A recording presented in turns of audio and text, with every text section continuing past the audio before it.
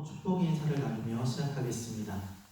하나님의 은혜와 인도하심이 가정에 가득하시기를 바랍니다. 오늘 우리는 믿음의 훈련에 대한 이야기를 함께 나누려 합니다. 대학원에 입학하고 이제 처음 출석을 부를 때 일입니다. 자신이 언제 출석을 불릴지도 모르고 또 서로를 잘 모르기 때문에 긴장하고 있었던 시간이었습니다.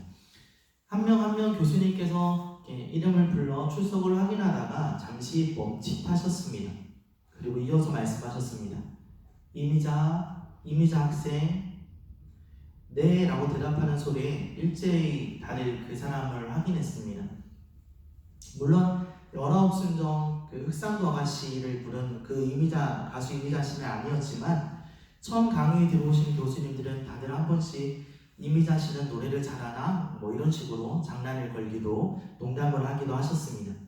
근데 우리가 두 번째로 놀랐던 것은 그 여자분이 그 이미자라는 이름의 분이 국가대표 농구선수였다는 사실에 놀랐습니다.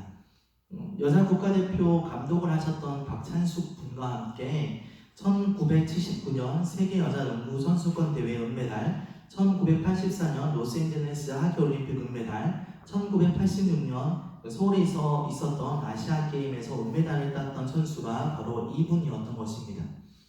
이 사실을 알고 나서부터 남자 하부들은 너나 없이 이분과 함께 농구 게임을 하자고 그렇게 졸라댈 정도로 인기 있는 분이 되었습니다. 근데 하루는 이제 그분하고 함께 있었는데 이제 친구가 이렇게 질문을 하는 겁니다. 공부하기 많이 힘들지 않으세요? 이렇게 질문했습니다. 당시에 그 이미자 씨는 자녀분이 고3 수험생이었습니다. 그러니까 고3 자녀를 양육하랴, 또 공부하기가 많이 어렵다고 소문나 있는 합신대학원에서 공부를 같이 병행하랴 많이 힘들 거라 생각했기 때문에 힘들지 않냐고 그렇게 물어봤던 것입니다. 저도 그 말을 들으면서 힘들다고 대답할 거라고 생각하고 있었습니다. 그런데 그분의 대답은 이랬습니다. 선수 생활할 때보다는 편한데 뭘. 선수 생활을 하던 오랜 시간 동안 매일 4시간 이상 잠을 잔 적이 없었다고 합니다.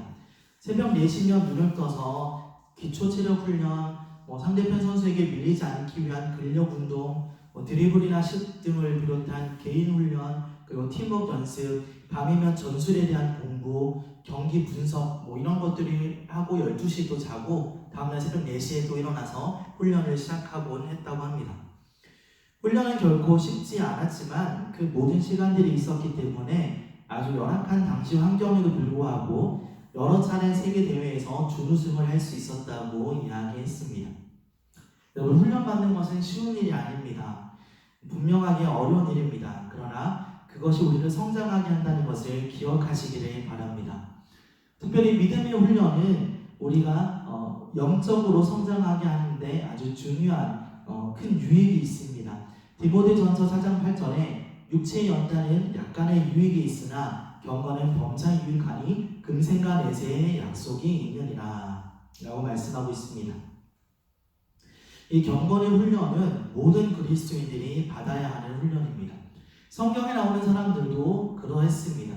오늘 본문 말씀의 주인공인 아브라함, 이 아브라함을 생각하면 이런 단어가 떠오를 겁니다. 믿음의 사람, 순종의 사람 이런 말들이 떠오를 텐데 그러나 아브라함도 처음부터 그런 믿음의 소유자는 아니었습니다. 그는 오히려 믿지 못하는 사람, 두려워하던 사람이었습니다. 아브라함 역시 많은 믿음의 훈련을 통해 믿음의 조상이요 순종의 사람이 되었습니다.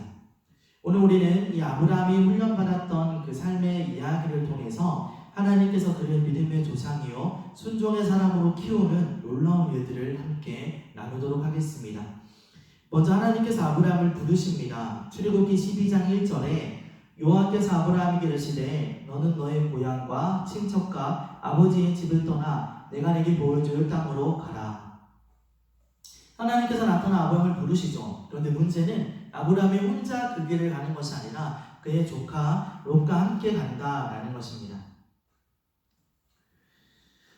처음 저는 이 말씀을 보았을 때는 그렇게 생각했습니다. 당시에는 이제 모세를 통하여 율법이 정해지기 전이었으니까 당연히 자신의 생명의 위협으로부터 자신을 지키기 위해서, 그러니까 모세를 통하여 주셨던 율법이 없어서 법적인 그런 법으로부터의 보호를 받을 수 없는 상황이니 당연히 힘있고 젊은 자신의 조카를 데리고 갔을 것이다. 이렇게 저는 생각했었습니다. 그런데 다시 생각을 해보니 아브라함에게는 자신의 집에서 자신이 직접 길렀던 훈련시켰던 뛰어난 300명의 용사가 있었다는 것이 성경에 등장합니다. 창세기 14장 14절에 아브라함이 그의 조카가 사로잡혔음을 듣고 집에서 길리고 훈련된 자 318명을 거느리고 단까지 쫓아가서 이미 많은 용사가 또 그리고 그와 함께 있던 사람들이 아브라함에게는 있었습니다. 그럼에도 불구하고 그가 굳이 롯을 데리고 가야 했던 이유가 무엇이었을까요? 그에 대한 해답을 창세기 12장 4절에서 찾아볼 수 있었습니다. 이에 아브라함이 여호와의 말씀을 따라갔고 롯도 그와 함께 갔으며 아브라함이 하란을 떠날 때 75세였더라. 아브라함이 하나님 말씀을 따라 하란을 떠날 때가 75세라고 성경은 말합니다. 그런데 우리가 잘 아는 바와 같이 아브라함은 무자하였습니다. 자녀가 없었습니다. 아브라함에게서 조카 롯은 그의 아들과 같은 존재였을 것입니다. 그리고 성경에도 보면 롯의 그의 부모와에 대한 이야기가 등장하진 않지만 롯 역시 아브라함을 아버지처럼 섬겼기에 그와 함께 떠나가는 것을 주저하지 않고 떠났다라고 충분히 생각할 수 있습니다. 아브라함은 롯을 사랑하고 또 아들같이 여겼으며 롯도 아브라함을 신뢰하고 그를 존경하는 위치에 있었다. 그런 관계에 있었다라는 것을 우리가 알 수 있습니다. 아브라함과 롯의 관계는 애틋하고 돈독한 관계였을 것입니다. 나아가 서로를 의지하는 관계이기도 했겠죠. 그러나 하나님 보시기에 이것은 건강하지 않은 모습이었습니다. 열국의 아버지가 되어야 될 아브라함에게는 이것이 유익하지 않았습니다. 결국 하나님은 아브라함과 롯을 갈라서게 하신 그런 모습이 등장하죠. 하나님께서는 아브라함이 하나님만을 온전하게 철저하게 신뢰하도록 그렇게 훈련시킬 필요가 있었던 것입니다. 롯이 아니라 하나님을 의지하는 아브라함이 되어야 했던 것이죠. 다음으로 아브라함은 정직에 대한 훈련을 받았습니다. 그는 자신의 생명을 지키기 위해 자신의 아내를 누이라고 속이는 장면이 등장합니다. 사라가 얼마나 예쁜 여자였는지는 알 수가 없습니다. 아브라함이 75세에 떠났으니 사라도 역시 나이가 많은 상태였는데 그가 너무너무 예뻤다라고 표현하는 것이 상식적으로 이해가 되진 않지만 그가 예뻐서 그 예쁨으로 말미암아 아브라함이 자신의 생명이 위험할 수 있다라고 여길 만큼 그렇게 예뻤다라고 성경은 말하고 있습니다. 그래서 그가 자신을 죽이고 아내를 빼앗을 것이라고 생각하고 꾀를 내죠. 동생이라고 하면 잘해줄 것이다 라고 생각합니다. 창세기 12장 13절에 원하건대 그대는 나의 누이라 하라. 그러면 내가 그대로 말미암아 안전하고 내 목숨이 그대로 말미암아 보존되리라 하니라. 그렇게 이야기를 합니다. 자신의 누이라고 이야기합니다. 정말 아브라함의 동생이라고 생각했던 바로가 사라를 궁으로 받아들입니다. 근데 문제는 하나님께서 이 일을 기뻐하지 않으셨다는 것이죠. 창세기 12장 17절에 여호와께서 아브라함의 아내 사라의 일로 바로와 그 집에 큰 재앙을 내리신지라. 아내를 동생이라고 속였던 일을 그 일로 인해서 하나님이 진노하시고 그리고 그 결과가 바로에게 내려진 재앙이 된 것입니다. 하나님이 그 일로 말미암아 바로가 아브라함과 사라를 보내주죠. 그런 일이 있었으면 아브라함이 하나님께서 나를 지켜주시는구나. 내가 거짓말을 했음에도 나를 위해 바로에게 나타나셨구나. 이제부터 그 하나님을 의지하고 내가 정직하며 하나님만 신뢰하며 살아야겠다 라고 생각할 수 있을 것입니다. 그렇게 말해야 할 것입니다. 그런데 이어서 또 한 번 자신의 아내를 동생이라고 속이는 장면이 등장합니다. 창세기 20장 2절에 그의 아내 사라를 자기의 누이라 하였으므로 그날 밤 아비멜렉이 사람을 보내어 사라를 데려갔더니 두 번이나 아내를 동생이라고 거짓말을 합니다. 하나님께서 또 개입하시죠. 여기도 하나님께서 나타나셔서 그 문제를 해결하십니다. 아비멜렉 왕에게 나타나 명령하십니다. 꿈속에서 말씀하시죠. 창세기 20장 7절에 이제 그 사람의 아내를 돌려보내라. 그는 선지자라. 그가 너를 위하여 기도하리니 내가 살려니와 네가 돌려보내지 아니하면 너와 내게 속한 자가 다 반드시 죽을 줄 알지니라. 결국 아비멜렉은 아브라함과 사라를 보내줍니다. 그렇게 함으로 하나님은 하나님께서 아브라함을 지켜주고 계시고 또한 정직하고 하나님만을 신뢰하게 하는 그 훈련을 하고 계신 것입니다. 여담이지만 아브라함의 아들이었던 이삭 역시 자신의 아내를 동생이라고 속이는 행위를 하죠. 창세기 26장 7절에 그곳 사람들이 그의 아내에 대하여 물음에 그가 말하기를 그는 내 누이라 하였으니 리브가는 보기 아름다움으로 그곳 백성이 리브가로 말미암아 자기를 죽일까 하여 그는 내 아내라 하기를 두려워하였더라.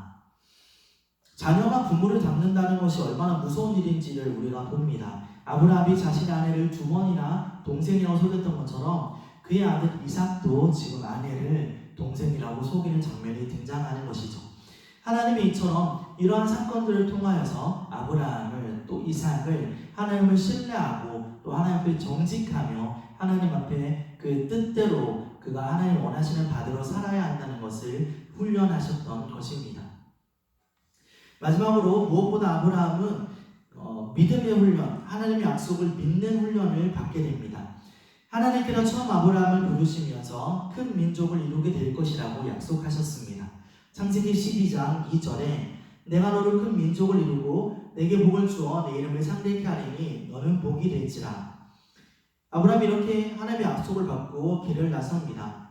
그리고 아들처럼 여겼던 롯과 헤어지고 하나님만 의지하여야 할 때가 된 거죠. 그때 하나님께서 또 말씀하십니다. 창세기 13장 16절 내가 내 자손이 땅의 티끌 같게 하리니 사람이 땅의 티끌을 능히 셀 수 있을진데 내 자손도 세리라. 셀 수 없이 많은 자손을 하나님께서 약속하십니다. 그런 아브라함은 자신이 자식을 낳을 수 없다고 생각했습니다. 그래서 하나님께서 말씀으로 나타나시자 이렇게 말하죠. 창세기 15장 2절에 아브라함이 이르되 주 여호와여 무엇을 내게 주시려 하나이까 나는 자식이 없사오니 나의 상속자는 이 다메섹 사람 엘리에셀이니이다 라고 대답합니다. 자신이 아까 아들같이 여겼던 롯과 헤어지고 나서 이제는 자신과 함께 평생을 살아온 종이자 신복이었던 엘리에셀이 상속자라고 말을 합니다. 심지어 3절에는 아브라함이 또 이르되 주께서 내게 씨를 주지 아니하셨으므로 내 집에서 길린 자가 내 상속자가 될 것이니이다 라고 말합니다. 마치 마음속에 뭔가 응어리진 것이 있는 것처럼 하나님이 주지 않으셨으니 이렇게 이야기하는 것처럼 보이기도 합니다. 이렇게 얘기하는 아브라함에게 하나님께서 아들을 주실 것이다 라고 다시 한번 약속해 주시죠. 창세기 15장 4절부터 5절에 보면 여호와의 말씀이 그에게 임하여 이르시되 그 사람이 내 상속자가 아니라 내 몸에서 난 자가 내 상속자가 되리라 하시고 그를 이끌고 밖으로 나가 이르시되 하늘을 오르러 무뼈를 셀 수 있나 보라. 또 그에게 이르시되 내 자손이 이와 같으리라. 심지어 이날 하나님께서는 짐승을 갈라놓고 아브라함과 언약식을 행하십니다. 문제는 지금까지 몇 번이나 약속을 주시고 상기시켜주면서 이제 언약식까지 하셨는데 바로 그 다음 장에서 다른 문제가 생깁니다. 16장 15절에 하갈이 아브라함의 아들을 낳음에 아브라함이 하갈을 낳은 그 아들을 인하여 이스마엘이라 하였더라. 사라를 통해서가 아니라 요종인 하갈을 통해 자녀를 낳게 되는 장면이 언약식 바로 다음 장에 등장합니다. 아브라함은 하나님의 뜻을 온전히 이해하지 못했고 온전히 믿지 못했습니다. 이때가 아브라함의 나이가 86세입니다. 그런데 그 후로 13년 동안 하나님께서는 침묵하십니다. 다시 말씀하지 않으시고 나타나지 않으시고 그냥 계십니다. 성경에 그 사이의 이야기가 전혀 등장하지 않습니다. 그리고 99세 되었던 때에 하나님께서 아브라함을 다시 찾아와 민족이 아비가 되고 민족이 어머니가 사라가 될 것이다 라고 말씀하십니다. 그랬더니 이번에 아브라함은 웃어버립니다. 창세기 17장 17절에 아브라함이 엎드려 웃으며 마음속으로 이르되 100세 된 사람이 어찌 자식을 낳을까 사라는 90세니 어찌 출산하리요 하고 이미 아브라함은 포기한 상태가 되었던 것입니다. 18절에 아브라함이 이에 하나님께 아뢰되 이스마엘이나 하나님 앞에 살기를 원하나이다. 이 어디가 믿음의 조상, 순종의 사람의 모습입니까? 하나님 이스마엘이나 잘되게 해주세요. 이제 와서 무슨 아이를 줍니까? 라고 말하고 있는 거죠. 그런 모습으로 지금 이야기하고 있습니다. 그런데 하나님께서 마지막으로 한 번 더 아브라함에게 약속을 주십니다. 아브라함이 그 상수리 나무 아래에서 종을 만나죠. 하나님의 종을 만납니다. 그리고 그를 대접했을 때 이렇게 말합니다. 창세기 18장 10절에 그가 이르시되 내년 이맘때 내가 반드시 내게로 돌아오리니 내 안에 사라에게 아들이 있으리라 하시니 사라가 그 뒤 장막문에서 들었더라. 믿음이 없기는 아브라함이나 사라나 마찬가지였습니다. 12절에 사라가 속으로 웃고 이르되 내가 노쇠하였고 내 주인도 늙었으니 내게 무슨 즐거움이 있으리요. 아브라함도 사라도 온전히 하나님을 신뢰하지 못한다라는 것을 보여줍니다. 그리고 정말로 시간이 흘러서 약속과 같이 1년이 지났을 때 이삭이 태어나게 됩니다. 이제 아브라함은 깨닫습니다. 하나님의 약속은 반드시 이루어진다는 것입니다. 사람의 생각과 계획으로는 되지 않는 100살 된 그리고 경수가 끊어진 그들의 몸에서 하나님은 자녀가 태어나게 하셨던 것입니다.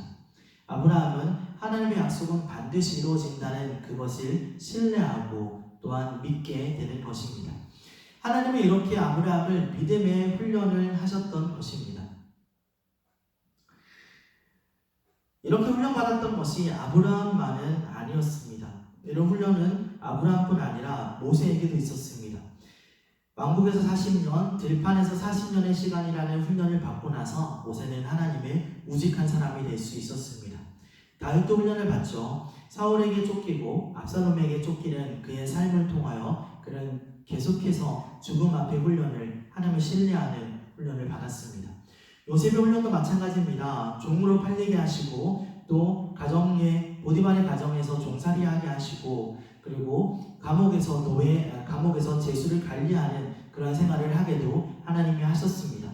성경에 나오는 모든 사람들은 훈련의 시간들을 거칩니다. 훈련이 없이 만들어진 믿음의 사람은 없습니다. 모든 믿음의 사람들은 놀라운 훈련을 통하여 하나님 앞에 세워지게 된다는 것을 우리는 기억해야 합니다. 우리는 하나님께서 아브라함을 이삭을 요구하실 때, 하나님께서 아브라함에게 이삭을 요구하실 때 아브라함이 이삭을 바치던 그런 믿음을 가진 사람이라는 것을 알고 있습니다. 그러나 이 믿음이 그냥 생겨난 것이 아니라는 것도 우리는 기억해야 합니다. 많은 시행착오와 불신앙 가운데서 그를 이끌어 주시는 하나님의 여러 신앙의 훈련들을 통하여 그 놀라운 경험들을 통하여 생겨났던 믿음이 지금 자녀를 하나님께 드리는 믿음이다. 그 결과다라는 것을 우리는 기억해야 합니다.